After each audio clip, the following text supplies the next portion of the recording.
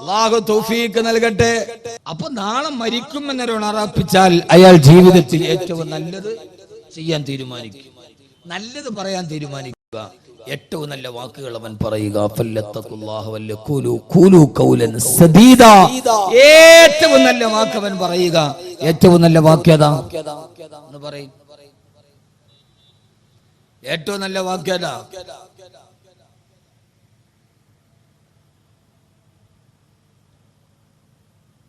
അല്ലാഹു അക്ബർ. അതറിയില്ല, ഇനിയിപ്പോ അതിനെ ഗൂഗിളിൽ സെർച്ച് ചെയ്യണം. ഏറ്റവും നല്ല വാക്യതാന്നറിയ. ഏറ്റവും നല്ല വാക്യതാ കുട്ടികളെ.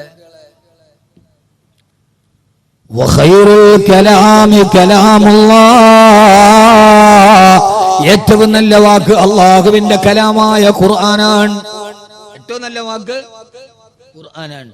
റസൂലുള്ളാഹി സ്വല്ലല്ലാഹു അലൈഹി വസല്ലം പറഞ്ഞു, ഒരാൾക്ക് ഈ കാലത്ത് നന്നാവണമെന്ന് ആഗ്രഹമുണ്ടെങ്കിൽ ഒന്ന് മരണത്തെ ഓർമ്മിക്കുക, രണ്ട് തിലാവത്തുൽ ഖുർആൻ, ഖുർആൻ പാരായണം ചെയ്യുക.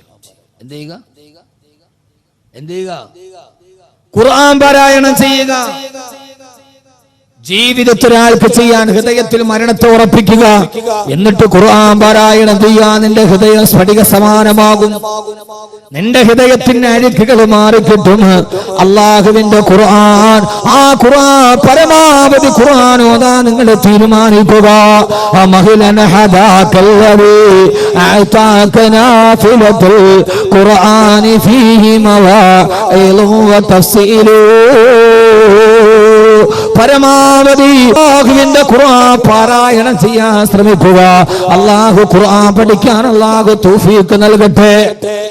ആമീൻ പറ, ഉറക്കെ പറ. അല്ലാഹു ഖുർആൻ പഠിക്കാൻ അല്ലാഹു തൗഫീഖ് നൽകട്ടെ. ഞാൻ എൻ്റെ സഹോദരങ്ങളോട് സഹോദരിമാരോട് വളരെ കൃത്യമായി പറയാൻ, നമ്മുടെ കുട്ടികളെ ഖുർആൻ പഠിപ്പിക്കണം. ആ കാര്യത്തിൽ നമുക്ക് വന്ന വീഴ്ച നമ്മുടെ സമൂഹത്തെ മുഴുവനും ഗുരുതരമായി ബാധിച്ചിട്ടുണ്ട്.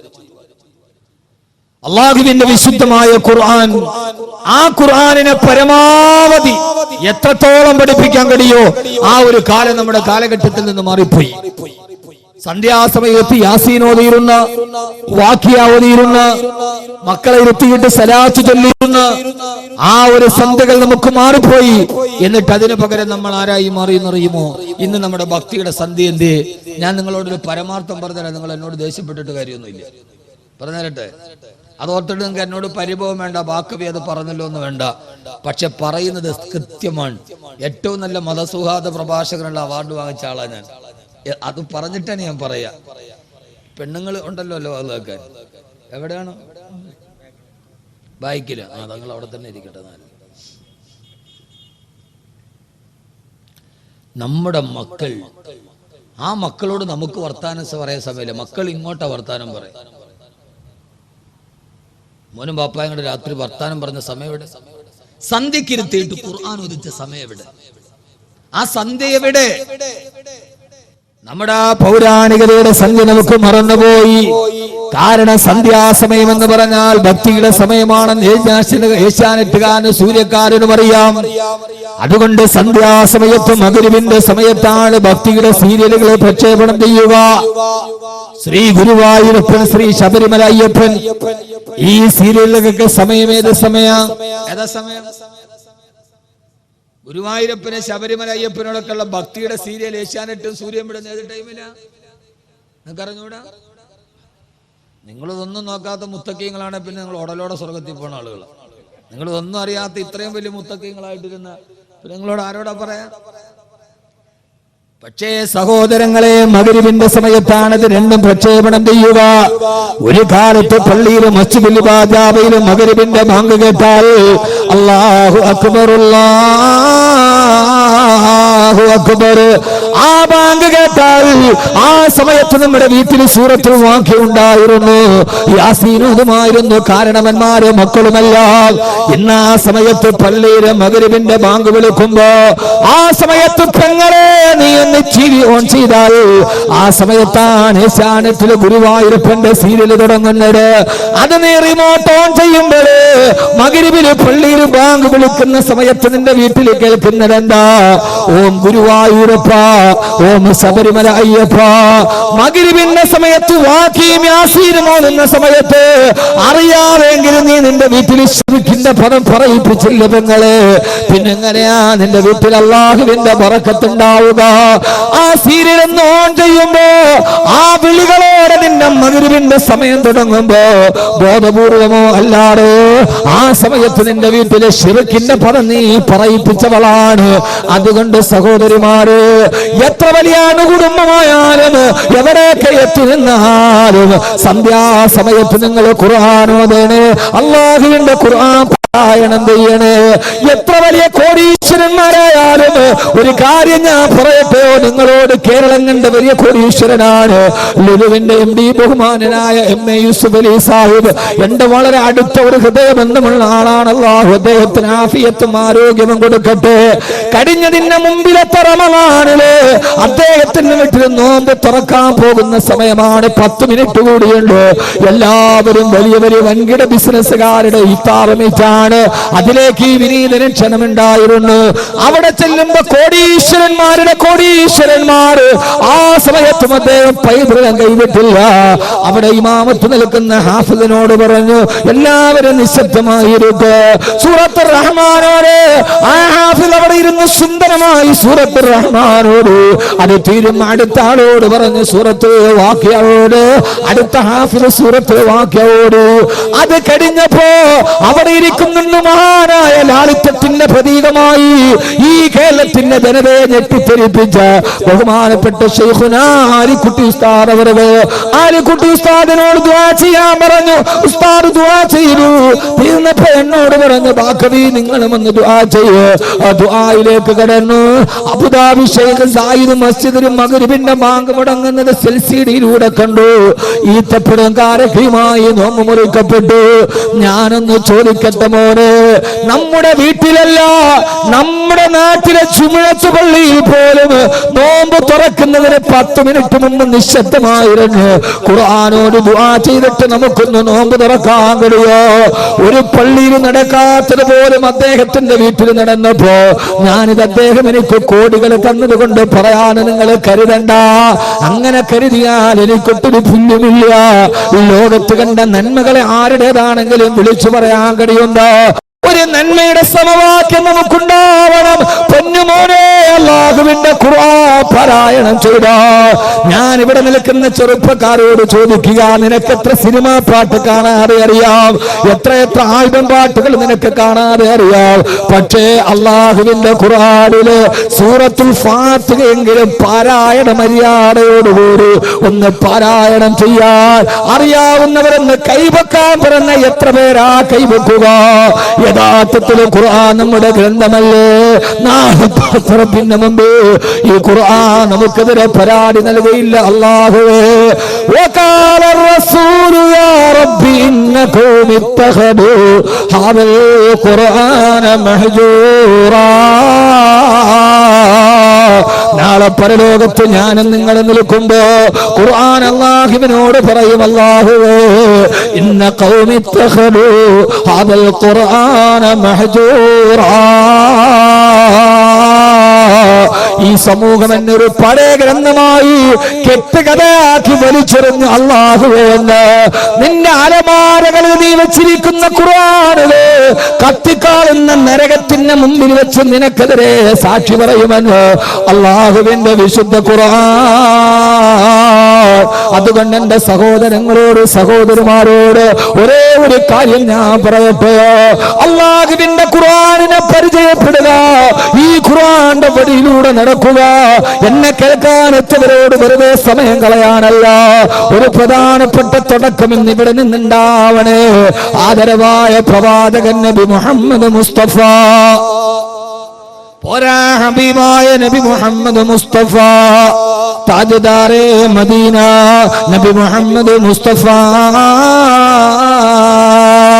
कभी ये बुलंदी है कूहे सफा है, कभी ये बदली तारे गिरा है, कभी ये बुलंदी है कूहे सफा है, കബി യേ തജല്ലി ദാരേ ഹിറാ ഹേ.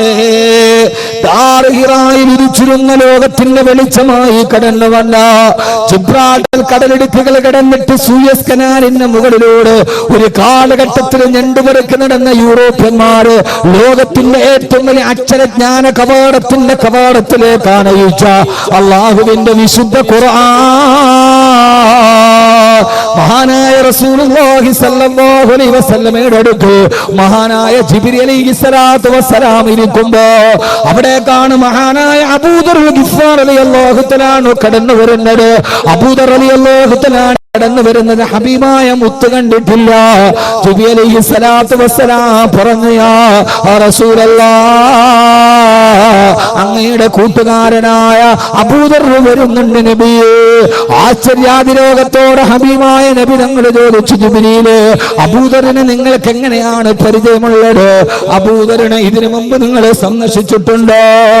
ആ സമയത്ത് ജിബ്രീൽ അലൈഹിസ്സലാത്തു വസ്സലാം പറഞ്ഞ മറുപടി, യാ റസൂലല്ലാഹ്, നബിയേ തിരുദൂതരേ, ഈ മക്കയിൽ അബൂദറിനെ അറിയുന്നതിനേക്കാൾ കൂടുതലായി ഞങ്ങളുടെ മലക്കുകളുടെ ലോകത്ത് അബൂദർ എന്ന ചെറുപ്പക്കാരന് സുപരിചിതനാണ്. യാ റസൂലല്ലാഹ്, ഹബീബായ നബി തങ്ങൾ ചോദിച്ചു, എങ്ങനെ? ഓരോ ദിവസവും ആകാശത്തും മലക്കുകളുടെ ലോകത്ത് ഞങ്ങളെ ഏറ്റവും കൂടുതൽ പറയുന്ന പേര് ഈ അബൂദർ എന്ന ചെറുപ്പക്കാരന്റെ പേരാ. എന്നെ കേൾക്കാനത്തിന്റെ പ്രിയപ്പെട്ട ചെറുപ്പക്കാരോട് ആധുനികതയുടെ അസുരഭാവങ്ങളും മുഴുവനും അശ്ലീലങ്ങളും അനാവശ്യങ്ങളും ആവർത്തന വിരസതകളുമായി ആത്മീയ ലോകത്തിന് ആത്മവിപ്ലവത്തെ അസുരഭാവത്തോടെ മാറ്റിക്കടത്തിക്കൊണ്ടുപോയ എന്റെ പ്രിയപ്പെട്ട പുതുതലമുറയോട് അള്ളാന്റെ മലക്കുകളുടെ ലോകത്തും മക്കയിൽ ഒരു ചെറുപ്പക്കാരന്റെ പേരെപ്പോഴും പറയപ്പെടുകയാ. ആരാ അബൂദർ എന്ന് നിങ്ങൾക്കറിയോ? ആ ചെറുപ്പക്കാരൻ ആരെന്നറിയോ? മക്കയിൽ നിന്ന് ഷാമിലേക്ക് കച്ചവട സംഘം പോകുമ്പോ പാറക്കെട്ടിന്റെ പുറകിൽ ഒളിച്ചിരുന്ന് നടന്നു പോകുന്നവനെ പിടിച്ചു നിർത്തിയിട്ടവന്റെ കഴുത്ത് വെട്ടിമാണ്ടി മടിശീലയിലെ പൈസ എടുത്തു കൊണ്ടുപോയി മദ്യപിച്ച ഗിഫാർ ഗോത്രത്തിന്റെ തലവനാണ് ഈ ചെറുപ്പക്കാരൻ. ആ ചെറുപ്പക്കാരൻ മദീനയിൽ ജനിച്ചതല്ല. പിന്നെ ഒരു കാലഘട്ടത്തിൽ കൊള്ള സംഘത്തിന്റെ തലവനായി, ഗുണ്ടാ സംഘ തലവനായി ജീവിച്ച, അതിന്റെ ഇടയിൽ ആരോ മക്കയിൽ വന്ന പ്രവാചകനെ കുറിച്ച് പറഞ്ഞപ്പോ മുത്തുനബി അന്വേഷിച്ചിട്ട് വന്നിട്ട് അവസാനം ഇസ്ലാമിലേക്ക് വന്ന പരിവർത്തനത്തിന്റെ വ്യക്തിത്വത്തിന്റെ ധവളപ്രകാശം കൊണ്ട് ലോകചരിത്രത്തെ വിസ്മയിപ്പിച്ച ഒരു മഹാവ്യക്തിത്വമാണ് അബൂദർ ഗിഫാർ റളിയല്ലാഹു തആല അൻഹു. മഹാനവറുകളുടെ പേര് മക്കയിൽ മലക്കുകൾ പറയാണത്ര മലക്കുകളുടെ ലോകത്ത്. ഇത് കേട്ട റസൂലുള്ളാഹി സ്വല്ലല്ലാഹു അലൈഹി വസല്ലം ചോദിച്ചു, അല്ലിമൻ ആല ഹാദിഹി ഫളീല, അബൂദറിന് ഈ പദവി എങ്ങനെയാ കിട്ടിയത്? ആർക്കെങ്കിലും ഈ സദസ്സിന് വന്നവർക്ക് ഈ പദവി വേണമെങ്കിൽ അവനവന്റെ പേര് ആകാശലോകത്ത് ദിവസവും മലക്കുകളെ കൊണ്ട് പറയിപ്പിക്കണമെന്ന്. മോനെ വെയിറ്റ് ഷെഡിന്റെ മുകളിലല്ല, രക്തസാക്ഷി മണ്ഡപത്തിന്റെ മുകളിലല്ല, നേതാവ് ചൂണ്ടിക്കാണിച്ചവനെ പാതിരാത്തിരി പതിയിരുന്നിട്ടവന്റെ പള്ളയിലേക്ക് പിച്ചാത്തിപ്പിടി കുത്തിക്കേട്ട് കുടൽമാലയുടെ ഇടയിൽ കൊടിപതാക പൊക്കിയതിന് സമ്മാനം കിട്ടിയ രക്തസാക്ഷി മണ്ഡപത്തിന്റെ പുറകിലല്ല, അള്ളാന്റെ മലക്കുകളുടെ ലോകത്തിന്റെ പേരെഴുതപ്പെടണോ? ഹബീബായ റസൂലുള്ളാഹി സ്വല്ലല്ലാഹു അലൈഹി വസല്ലം ചോദിച്ചു, അബൂദർ ലിമനാല ഹാദിഹി ഫളീല, അബൂദറിന് പദവി കിട്ടാൻ ഏത് സൽക്കർമ്മമാണ് അബൂദർ ചെയ്തത്? ജിബ്രീൽ അലൈഹിസ്സലാത്തു വസ്സലാം പറഞ്ഞ മറുപടി ഇതേവരെ എന്നെ കേട്ട ഓരോ ആണിനോടും പെണ്ണിനോടും ഞാൻ കൈമാറുകയാണ്. കൈമാറലല്ല അഹമ്മദ് കബീറിന് മറ്റൊന്ന് കഴിയില്ലല്ലോ. അള്ളാന്റെ റസൂലിനോട് ജിബ്രീൽ അലൈഹിസ്സലാത്തു വസ്സലാം പറഞ്ഞു, വകാന യുക്സിറു ഖിറാഅത സൂറത്തുൽ ഇഖ്ലാസ്, വകാന യുക്സിറു ഖിറാഅത സൂറത്തുൽ ഇഖ്ലാസ്. അദ്ദേഹം ജീവിതത്തിൽ ധാരാളമായി സൂറത്തുൽ ഇഖ്ലാസ് പാരായണം ചെയ്യുന്ന ആളാ. ഖുൽ ഹുവല്ലാഹു അഹദ് അല്ലാഹുസ് സമദ് ലം യലിദ് വലം യൂലദ് വലം യകുൽ ലഹു കുഫുവൻ അഹദ്. ഖുർആൻ ഓതാത്തത് എന്തെന്ന് ചോദിച്ചു നിങ്ങളെ ഞാൻ പേടിപ്പിക്കുകയല്ല. നിങ്ങൾക്ക് ഏതൊരാൾക്കും ഓതാൻ കഴിയുന്ന, നിങ്ങളുടെ ഹൃദയത്തിന് മാറ്റമുണ്ടാക്കി തരുന്ന, നിങ്ങളുടെ പാപഭംഗിലമായ ഹൃദയത്തെ വജ്രസമാന സ്ഫടികമാക്കി സ്ഫുടം ചെയ്ത് സ്ഫടികമാക്കി തരുന്ന ആ ഖുർആൻ നിങ്ങൾക്ക് എന്തേ പാരായണം ചെയ്തുകൂടാ? ഞാൻ പറയുന്നത് സൂറത്തുൽ ബഖറ ഓതുന്നതിന്റെ പ്രതിഫലമല്ല, സൂറത്തുൽ മാഇദ ഓതുന്നതിന്റെ പ്രതിഫലമല്ല. ദിവസവും നിനക്ക് ഓടാൻ കഴിയുന്ന പെങ്ങളെ മുറ്റമടിക്കുമ്പോ, മക്കളെ സ്കൂളിൽ വിടാൻ ഡ്രസ് ഒരുക്കി കൊടുക്കുമ്പോ, മിക്സിയിൽ അരച്ചുകൊണ്ടിരിക്കുമ്പോ, അടുക്കളയിൽ ജോലി ചെയ്യുമ്പോ, നിന്റെ ചുണ്ടുകൊണ്ട് ഖുൽ ഹുവല്ലാഹു അഹദ് അല്ലാഹുസ് സമദ് അലം യലിദ് വലം യൂലദ് വലം യകുൽ ലഹു കുഫുവൻ അഹദ് ഈ സൂറത്ത് ഓതിയാൽ നിന്റെ പേര് സ്വർഗ്ഗലോകത്തും മലക്കുകളുടെ ലോകത്ത്